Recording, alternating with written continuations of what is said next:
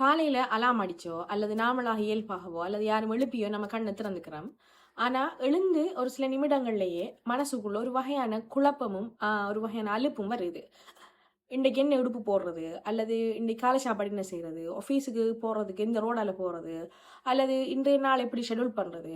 அல்லது ஆஃபீஸுக்கு போனோன வார ஃபர்ஸ்ட் டாஸ்க் எப்படி கம்ப்ளீட் பண்றது? இப்படி நம்மளோட நாளே ஆரம்பிக்கல. ஆனா, அதுக்குள்ளயே மனசுக்குள்ள ஒரு பெரிய சோர்வும், பல யோசனையும் வந்து போகுது. பல நேரங்கள்ல நாம என்ன நினைச்சுப்போம்னு சொன்னா, நமக்கு வேலை செய்ய பிடிக்கலையோ, நாம சோம்பேறியோ அப்படின்னு சொல்லி நம்மள என்ன செய்வோம்? குறை சொல்ல ஆரம்பிப்போம்.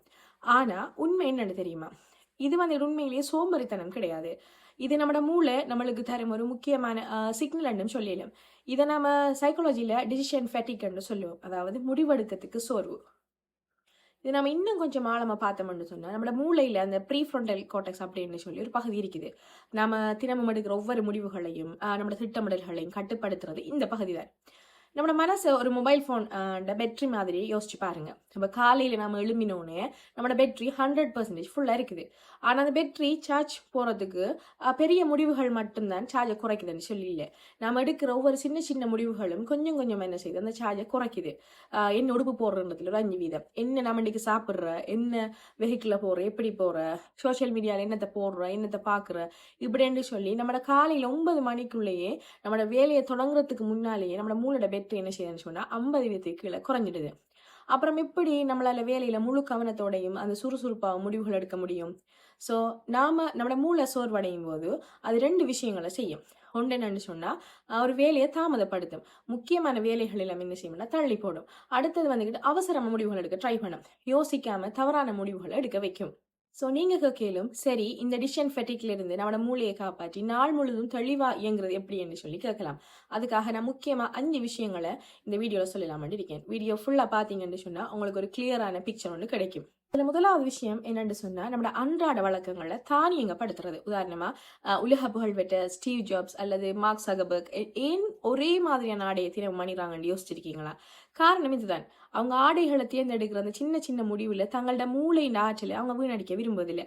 அப்ப நீங்களும் இதை செய்யலாம். உங்களுக்கு காலை உணவு, அந்த வாரத்தின் குறிப்பிட்ட நாட்கள்ல அணியக்கூடிய ஆடைகள் என்ன செய்யறேன்னு சொன்னா, முன்கூட்டியே ஒரு ஸ்டாண்டர்ட் ரூட்டீனுக்கு என்ன செய்யறது, மாற்றி விடுறது.